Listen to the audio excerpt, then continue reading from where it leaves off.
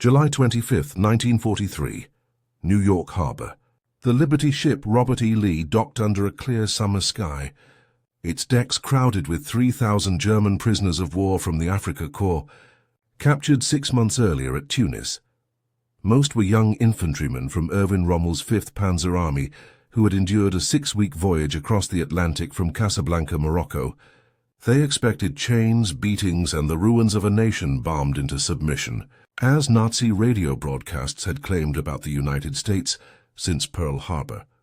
Instead, as the ship glided past the Statue of Liberty, they saw towering skyscrapers piercing the skyline, their steel frames untouched by fire or shell. One private, Hans Müller, later recalled pressing his face to a porthole and whispering to a comrade, "This cannot be the enemy. Where are the craters?" The men exchanged silent, uneasy glances, some in disbelief, others quietly laughing at the absurdity of what they were seeing.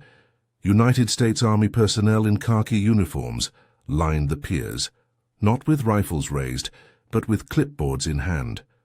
The prisoners disembarked in groups of 50, herded by military police riding olive-drab jeeps, equipped with Browning automatic rifles.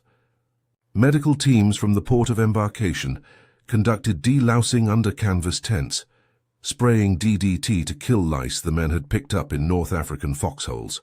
Serial numbers were stamped on metal dog tags, 31G for European theatre captures, followed by 5 digits and the prisoner's initials.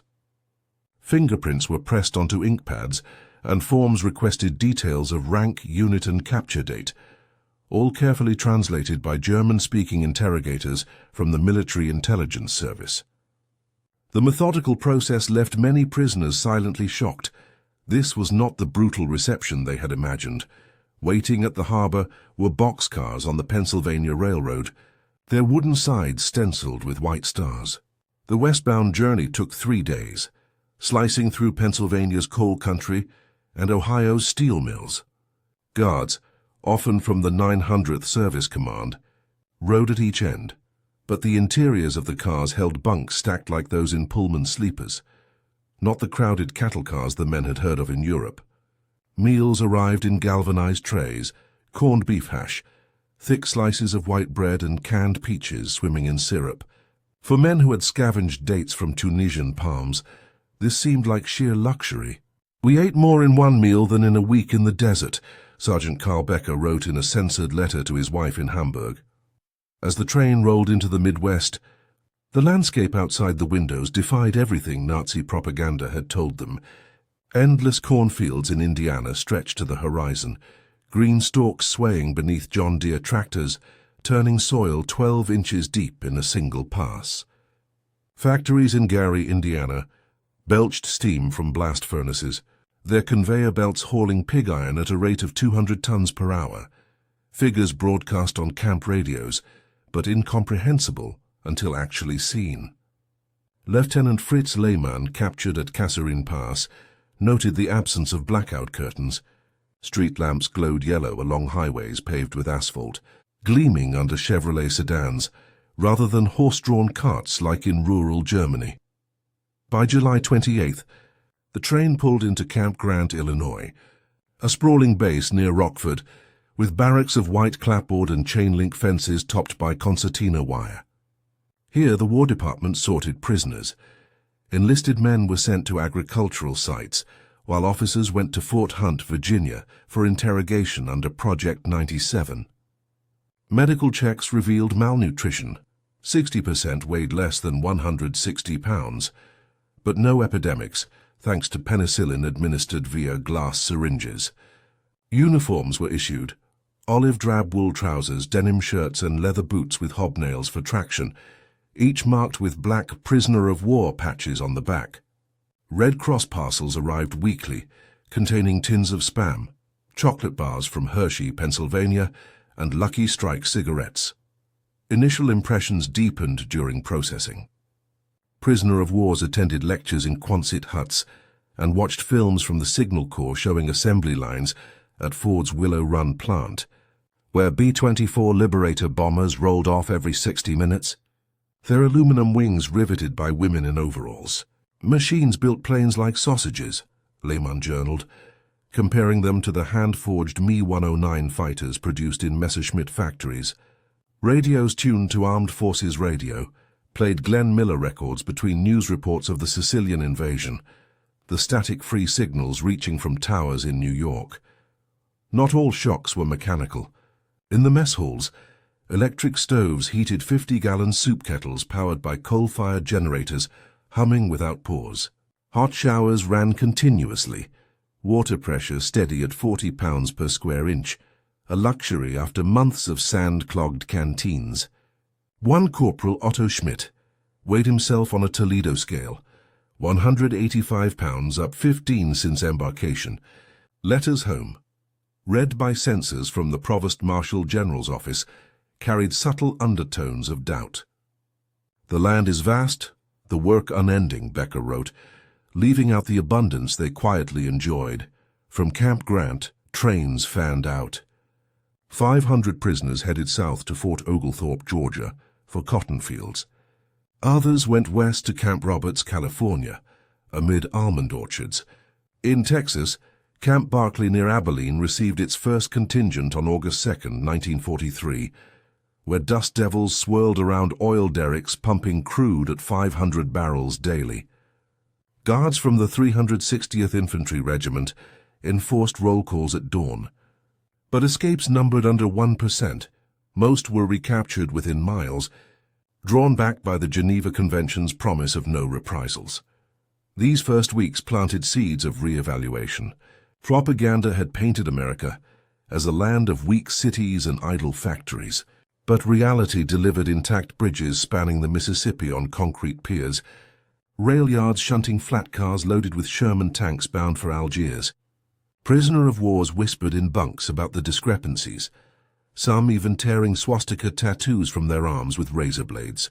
As autumn approached, assignments to labor details promised closer views of the engine driving this untouched giant, and the men could not help but marvel at the scale and efficiency of American industry. September 15, 1943, Camp Barkley, Texas. Dawn broke hot and dry over the flat plains. Sergeant Carl Becker stood in line with 200 other prisoners. They wore their new denim overalls and wide-brim hats from the camp store. A truck convoy from the 350th Infantry rolled up, engines coughing dust. Each flatbed held benches and water barrels lashed with rope. "Cotton detail," barked the foreman, a local farmer named Elias Grant from Abilene. He drove a Ford F1 pickup, its bed stacked with burlap sacks. The men climbed aboard. No handcuffs, just a few guards with M1 rifles slung over their shoulders. The Geneva rules kept things fair. No work over 8 hours a day and pay in camp money at 80 cents for every 100 pounds picked. The ride took 30 minutes south along Route 66. Gravel crunched under the tires. Jackrabbits bolted from mesquite bushes. Then the fields appeared. White bowls clung to green plants as far as the eye could see. Thousands of acres, flat like a table. No hills or woods to break the view. Becker blinked in the rising sun. Back in Bavaria, farms hugged river valleys, small plots of rye and potatoes. Here a single field dwarfed his entire village. "This is not land for men," he muttered to Lehman sitting on the next bench. "It is land for machines," Grant explained as he drove. Irrigation pipes snaked from the Brazos River, powered by diesel pumps. No rain was needed. Cotton grew 3 crops a year in this heat. They started at row 1. Each man got a 12-foot hoe to chop weeds first. Then they plunged their hands into the plants, plucking bowls into sacks dragged behind them.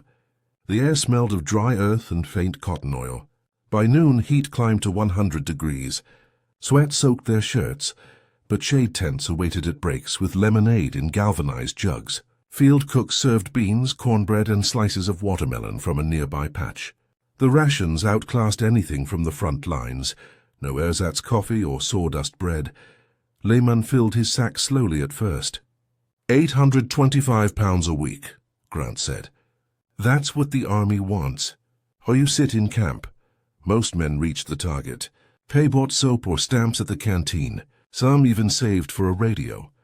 By the second week, transfers began. Half the group loaded onto troop trains heading north. On October 1st, They arrived at Camp Hereford in the Texas Panhandle.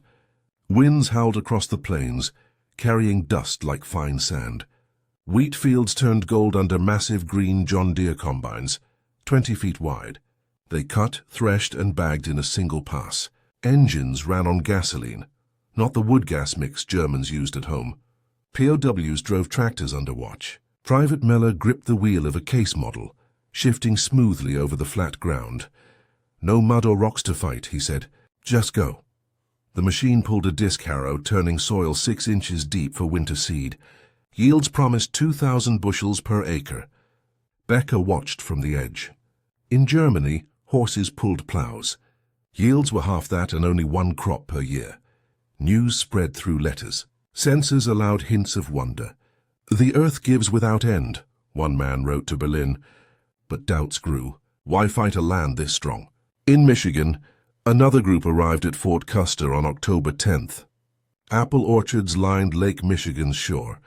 Trees heavy with red fruit spaced in neat rows. POWs climbed ladders to pick, baskets slung over their arms. Foreman John Harlan from Kalamazoo hired them at 75 cents a bushel. "Your hands are steady from rifles," he joked. "Good for this." Baskets filled fast.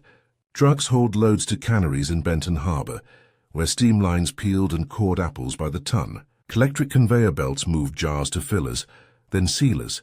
Hot water baths killed insects. Output: 5,000 cases a day for troops overseas. Mueller wrote home about the factory smell, sweet steam and metal. Machines do the work of 100 men. No blackouts. Lights burned bright on 3 shifts. Women ran the lines, chatting over the whirring machines. It hit like the train views. America built not just for itself, but for the world. In Nebraska, Camp Robinson near Crawford opened on November 1st. Sugar beet fields stretched under frost. Pruitts bent to thin rows with short hoes. Soil black and rich from Platte River silt. Tractors dragged multi-blade tillers, preparing the ground in hours. Harvest machines pulled beets, topped them, and loaded carts. Wagons moved on caterpillar crawlers, tracks gripping the mud. Output raced to factories in Omaha, where diffusers extracted sugar at 90% purity. 90,000 tons a season, enough for army suites. Guards noted changes. Fewer fights broke out in bunks. Men shared Red Cross cigarettes, talking quietly about home lies. One evening after beats, Harlan invited 5 POWs to his farmhouse porch. No fence separated them. They sat with cold beer from a spring house. "Your U-boats never touched this," he said plainly. Lehman asked about strikes the radio promised. Harlan laughed. "Workers build planes now. Willow Run makes one every 60 minutes. Stars wheeled overhead. No flak bursts." Becker felt the shift. Not hate, but questions. Why bomb a place that fed everyone? Winter slowed the fields, but work shifted. In Georgia, Fort Oglethorpe, December 15th, peanut vines dried under the sun. POWs sacked them for roasters in Albany. Shellers cracked hulls at 2 tons an hour, powered by belt drives from steam boilers. Oil pressed out for soap and food. Yield 1 million pounds yearly. Men gained weight. Schmidt reached 200 pounds on camp scales. "Fat like civilians," he joked. Letters carried news of plenty. "Send no food. Here it grows from dirt." By spring 1944, rotations deepened ties. California, Camp Beale near Marysville. Rice paddies flooded by pumps from the Sacramento River. Tractors seeded in straight lines. Combines reaped in July heat. Output flooded mills in Sacramento. White grains bagged for Pacific fleets. POWs drove the rigs, learning clutches and throttles. "This power," Muller said, "it never stops." Factories hummed nearby, canning tomatoes from endless valleys. Steam peelers, conveyor fillers. 10,000 tons processed weekly. No waste. All sent to ships for allies. These months in dirt and among machines shattered old stories. Propaganda said America was weak, land barren, fields empty. Reality showed fields that fed millions, factories that armed them. Men whispered of return, changed. But the war dragged on. More ships arrived with new captures, and labor calls grew. Summer heat promised harder tests, but POWs now understood the true power of American industry. January 20th, 1944, Fort Custer, Michigan. Snow blanketed the ground outside the wooden barracks, but inside the mess hall, steam rose from iron pots on gas stoves. Private Hans Müller sat with his tray. Pork chops from Iowa hogs, mashed potatoes from Idaho fields, and apple pie baked that morning from local fruit. The cooks, army privates from Detroit, flipped flapjacks on griddles wide as tabletops. Electric lights hung overhead, bulbs glowing steady at 60 watts each. No flicker like the weak lines in bombed-out Cologne. Müller's weight had climbed to 190 pounds. "This food fights the cold better than wool blankets," he said to Fritz Lehmann across the table. Lehmann nodded, fork pausing. "It comes from the same places we worked. Machines make it easy." After breakfast, a detail truck pulled up. A Chevrolet 3/4-ton, chains on the tires for ice. Destination: the Gerber baby food plant in Fremont, 40 miles west. 20 POWs loaded aboard, sacks of overalls and gloves at their feet. Guards rode shotgun with Thompson submachine guns across their laps, but conversation flowed freely. The road wound past frozen lakes, then into forests where logging crews felled white pine with chainsaws. Buzzing blades cut trunks 3 feet thick in minutes, not hours with axes. Limbs were dragged by Fordson tractors to sawmills in Manistee. Circular saws ripped boards at 2,000 board feet per hour, powered by steam engines fueled with wood scraps. Output shipped to army bases in England. "Wood for crates, crates for bombs," the foreman said. Müller stared. In the Black Forest, trees grew slow and were cut by hand for fuel. At Gerber, factory doors swung open to heat and noise. Conveyor belts hummed under fluorescent lights. Carrots from California fields steamed in pressure cookers, peeled by whirring blades, then mashed mixed with beef from Chicago stockyards and canned on lines that filled 500 jars a minute. Women in hairnets checked seals with gauges. POWs wiped tables, stacked crates and fed carrots into hoppers. Lehmann pushed a cart loaded with 200 pounds of puree. "No waste," he noted. "Every bit goes to soldiers or babies." The plant ran 24 hours, diesel generators ready in case of brownouts. Power came from the consumer's power dam on the Muskegon River, turbines spinning at 3,000 revolutions per minute. Nazi tales had said American plants were idle, workers lazy. Here shifts overlapped like clockwork. Output: 1 million cans a week bound for ports in New York. Breaks came in a lunchroom with vending machines. Soda popped cold from coils. Sandwiches slid from slots. Müller bought a Coke for 5 cents in camp scrip. "Sweet like victory," he joked. Back home, sugar came only through black market whispers. Letters flew out, censored but full of gaps. "Work in big rooms with many lights," Lehmann wrote to his mother, skipping over the speed and abundance. But in bunks at night, truth spilled. "They build what we lack," Becker said one evening, the radio playing low.